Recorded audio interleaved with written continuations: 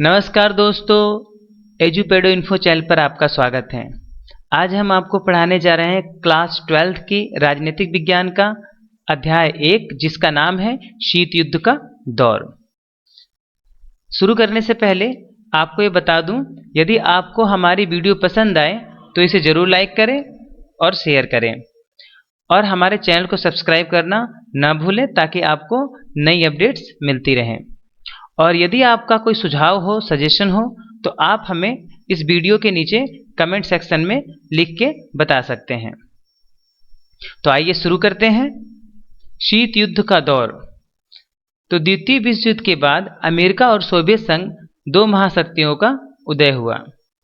America ने पूंजीवादी अर्थव्यवस्था को अपना रखा था, वहीं सोवियत संघ ने साम्यवादी अर्थव्यवस्था को अपना रखा था, और ये दोनों ही अपनी विचारधारा को बढ़ाने के लिए दुनिया के देशों के साथ संधियां कर रहे थे। यहाँ मैं आपको पूंजीवादी और साम्यवादी अर्थव्यवस्था के बीच अंतर समझा दूं। पूंजीवादी अर्थव्यवस्था एक ऐसी अर्थव्यवस्था होती है जिसमें कोई भी व्यक्ति पैसा लगाता है, व्यापार करता है, बिजनेस करता है और पैसा कमाता है। उसमें सरकारी दखल बहुत कम होता है, जबकि साम्यवादी अर्थव्यवस्था में हर एक वस्तु का निर्माण या फिर खरीदारी या फिर कुछ भी कहें, उत्पादन, सब सरकार के हाथ में होता है। सुई से लेकर हवाई जहाज तक बनाने का सब जितना भी हिसाब किताब होता है, सब सरकार के अधीन होता है। सरकार ही यह निर्णय लेती है कि खेत में क्या बोया जाएगा, किस समय क्या लगाना है। तो इस तरह की अर्थव्यवस्था को हम साम्यवादी अर्थव्यवस्था कहते हैं। इसको हम समाजवादी अर्थव्यवस्था भी कहते हैं। तो ये पूंजीवादी और साम्यवादी में अंतर था। तो आइए शीत युद्ध को समझ लेते हैं। तो द्वितीय विश्व युद्ध के बाद 1945 में द्वितीय विश्व युद्ध हुआ था। उसके बाद अंतर्राष्ट्रीय स्तर पर बहुत ही तनावपूर्ण स्थिति उत्पन्न हो गई थी।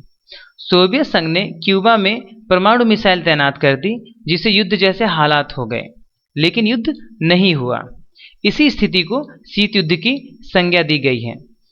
ऐसा लगता था कि कभी भी अमेरिका और सोवियत संघ के बीच युद्ध हो सकता है, लेकिन ये युद्ध नहीं हुआ, और इसीलिए हम द्वितीय विश्व युद्ध से लेकर सोवियत संघ के विघटन के समय यानी 1991-92 तक को शीत युद्ध का दौर कहा जाता है। तो इसी चीज को इसमें इस अध्याय में बताया गया है, इसलिए इस अध्याय का नाम है शीत युद्ध का दौर। तो इसमें सबसे महत्वपूर्ण जो घटना थी वो थी क्यूबा मिसाइल संकट। सन 1961 में सोवियत संघ ने साम्यवादी अर्थव्यवस्था वाले देश क्यूबा में परमाणु मिसाइल तैनात कर दी, क्योंकि सोवियत संघ को ये लगता था कि क्यूबा पर अमेरिका कभी भी हमला कर सकता है। क्यूबा एक छोटा सा द्वीपीय यानी आइसलैंड है, एक देश है, द्वीपीय देश, जो अमेरिका के पास पड़ता है। लेकिन उसने जो अर्थव्यवस्था अपनाई हुई थी वो अर्थव्यवस्था सोवियत संघ की प्रणाली यानी साम्यवादी अर्थव्यवस्था थी। तो उसके बचाव के लिए, रक्षा के लिए सोवियत संघ ने वहां परमाणु मिसाइल तैनात कर दी, क्योंकि क्यूबा को सोवियत संघ से वित्तीय और कूटनीतिक सहायता भी मिलती थी। तो इसलिए सोवियत संघ को लगता था कि अमेरिका क्यूबा पर हमला कर देगा। इसी के तहत सोवियत संघ ने मिसाइल तैनात की, जिसे क्यूबा मिसाइल संकट के नाम से जाना जाता है। इसके बाद बात आती है दो ध्रुवीय विश्व की। दो ध्रुवीय विश्व का मतलब है कि एक तरफ अमेरिका यानी पूंजीवादी अर्थव्यवस्था के देश, दूसरी तरफ सोवियत संघ साम्यवादी अर्थव्यवस्था विचारधारा। तो द्वितीय विश्व युद्ध के बाद विश्व का बहुत ही तेजी से ध्रुवीकरण हुआ। ध्रुवीकरण का मतलब होता है कि दो गुटों में बंट जाना। तो विश्व दो गुटों में बंट रहा था। विश्व के बहुत से देश किसी एक गुट में शामिल हो रहे थे ताकि वो किसी दूसरी महाशक्ति से खुद की रक्षा कर सकें। लेकिन छोटे देशों का इन महाशक्तियों ने अपने लाभ के लिए इनका बहुत उपयोग किया, इस्तेमाल किया। यहां पर देशों को, पूरे संसार को 3 भागों में बांटा गया। पहली दुनिया के देश, दूसरी दुनिया के देश और तीसरी दुनिया के देश। तो पहली दुनिया के देशों में वे देश जो अमेरिका के साथ थे उन्हें पहली दुनिया के देश के नाम से जाना जाता है। इसमें ऑस्ट्रेलिया, कनाडा, इंग्लैंड, फ्रांस, पश्चिमी जर्मनी, नॉर्वे, स्वीडन, इटली, पुर्तगाल जैसे अन्य देश भी शामिल थे। जब हम दूसरी दुनिया देश की बात करते हैं तो वे देश जो सोवियत संघ के साथ थे उन्हें दूसरी दुनिया के देश कहा जाता है, जिसमें रोमानिया, बुल्गारिया, चेकोस्लोवाकिया, हंगरी, पूर्वी जर्मनी, पोलैंड, चीन, मंगोलिया और रूस जैसे देश शामिल थे। इसके अलावा तीसरी दुनिया के देश की बात जब हम करते हैं तो ऐसे देश जो ना तो अमेरिका में थे और ना ही सोवियत संघ में शामिल थे, उन्हें हम तीसरी दुनिया के देश कहते हैं। इन देशों ने अपने आप को बिल्कुल अलग रखा। उदाहरण के लिए भारत, मिस्र, चाड और कंबोडिया तथा घाना कुछ ऐसे ही देश थे।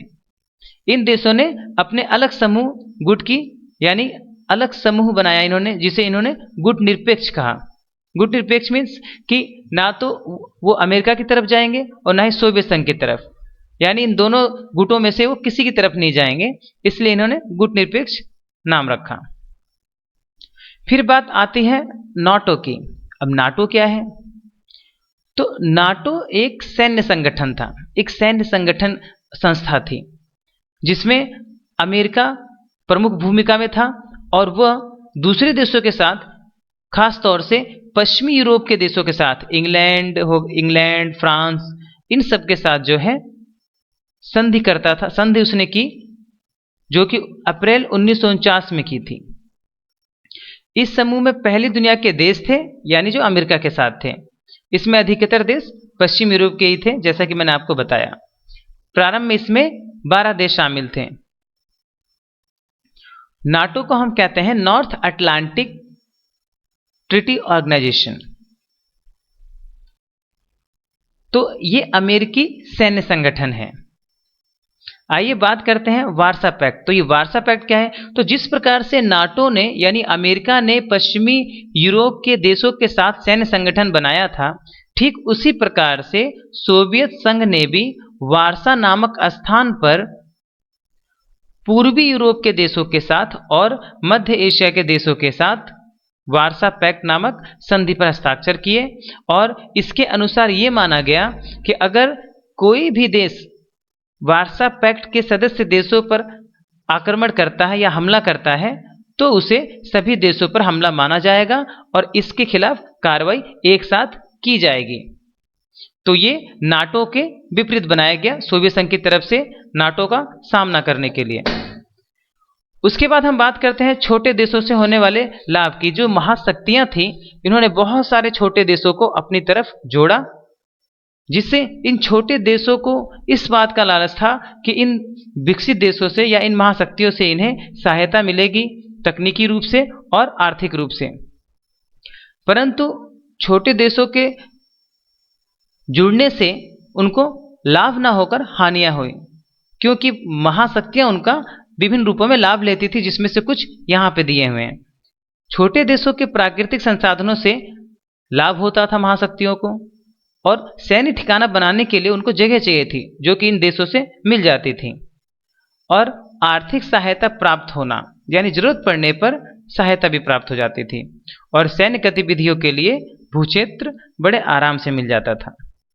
यानी अगर उसे किसी दुश्मन देश पर हमला करना है अमेरिका को, और वो देश अगर एशिया में है, तो अमेरिका वहां से तो कोई मिसाइल छोड़ेगा नहीं, या फिर मिसाइल छोड़ सकता है, जमीनी हमला करने के लिए तो उसे उस देश की सीमा पर आना पड़ेगा। और उस देश की सीमा अगर अमेरिका से नहीं लगती है तो निश्चित रूप से वो किसी एक देश के साथ जाएगा जो उस देश की सीमा से लगा हो। तो ये उनका लाभ था। अब हम बात करते हैं शीत युद्ध के दौरान हुई गतिविधियां, यानी शीत युद्ध के दौरान क्या क्या हुआ। तो सन 1948 में बर्लिन की नाकेबंदी की गई। इसके अनुसार जर्मनी को 2 भागों में बांट दिया गया। बर्लिन शहर के बीचों बीच एक दीवार बना दी गई, जिससे जर्मनी 2 भागों में बंट गया, पूर्वी जर्मनी और पश्चिमी जर्मनी। पश्चिमी जर्मनी अमेरिका के साथ और पूर्वी जर्मनी सोवियत संघ के साथ चला।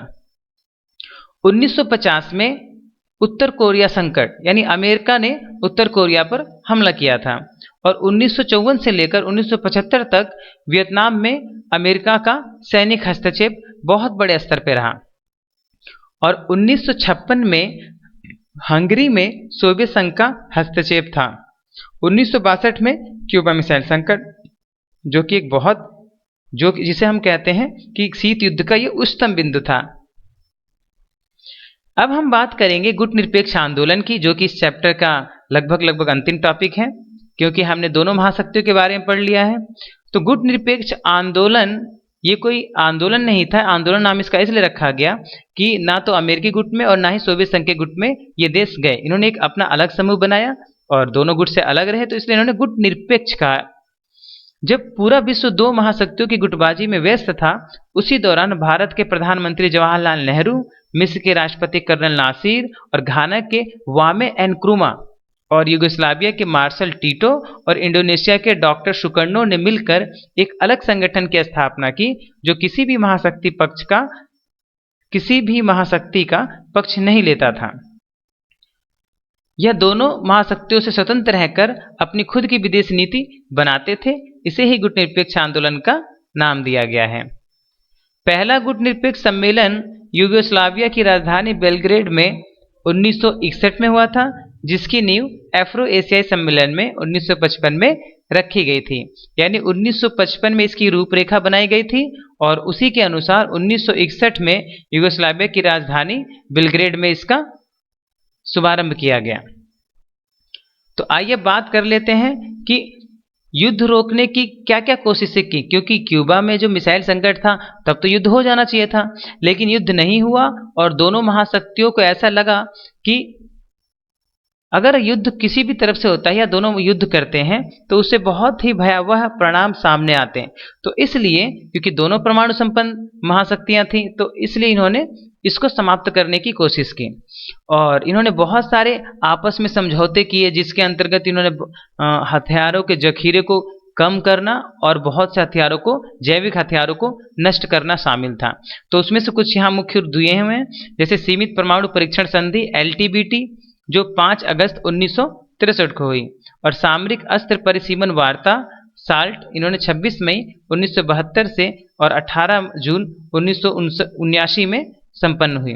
सामरिक अस्त्र न्यूनीकरण संधि, यानी ये संधि थी जिसमें हथियारों के जखीरे को कम किया जाना था, जो कि 31 जुलाई 1991 में हुई और 3 जनवरी 1993 में दोबारा हुई।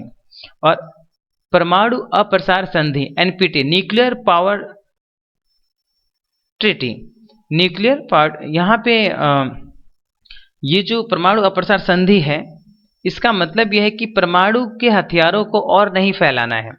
तो इसकी संधि दोनों के बीच 1 जुलाई 1968 में हुई। तो ये सारी इन्होंने कुछ कोशिश की, जिसके बाद से युद्ध के आसार बहुत ही कम हो गए और दोनों ही महाशक्तियां एक दूसरे की निगरानी करती थी हथियारों की और देखती थी कि जखीरा कम हुआ है या नहीं हुआ है, और इस प्रकार से युद्ध की सारी संभावनाएं धीरे धीरे समाप्त हो गई। तो यहाँ पर इस चैप्टर में जो है कुछ ऐसे वर्ड्स हैं जो मुझे इंपॉर्टेंट लगे, तो मैंने उनकी फुल फॉर्म यहाँ पर आपको लिख के स्क्रीन पे दे दी है और मैं आपको बता देता हूँ कि नाटो, तो नाटो को हिंदी में कहते हैं उत्तरी अटलांटिक संधि संगठन। सीटो जो है दक्षिण पूर्व एशियाई संधि संगठन है, कि एशिया के जो दक्षिण पूर्व के देश थे उनके साथ सैन्य संगठन बनाया गया। और सेंटो केंद्रीय संधि संगठन, यानी जो सेंट्रल एशियन था वहाँ पे। और अंकटाड यूएनओ के व्यापार एवं विकास आंदोलन, यूनाइटेड नेशंस, अंकटाड जो है यूनाइटेड नेशंस ऑर्गेनाइजेशन का व्यापार एवं विकास आंदोलन है। और USA, ये आप जानते ही होंगे, संयुक्त राज्य अमेरिका। और USSR, ये भी आप जानते होंगे शायद, अगर नहीं जानते तो ये संयुक्त सोवियत संघ को ही हम संयुक्त सोवियत साम्यवादी गणराज्य कहते हैं, यानी ये पूरा नाम है और हम उसे शॉर्ट में सोवियत संघ कहते हैं, लेकिन पूरा नाम संयुक्त सोवियत साम्यवादी गणराज्य है, USSR। तो आशा करता हूं दोस्तों कि आपको ये चैप्टर बहुत अच्छी तरह से समझ आया होगा, और यदि आपको ये समझ में आया हो तो हमारी वीडियो को लाइक और शेयर करना ना भूलें और चैनल जरूर सब्सक्राइब करें। ऐसी और वीडियो के लिए देखते रहें हमारा चैनल एजुपेडो इन्फो। मिलते हैं नेक्स्ट वीडियो में। Thank you, bye bye.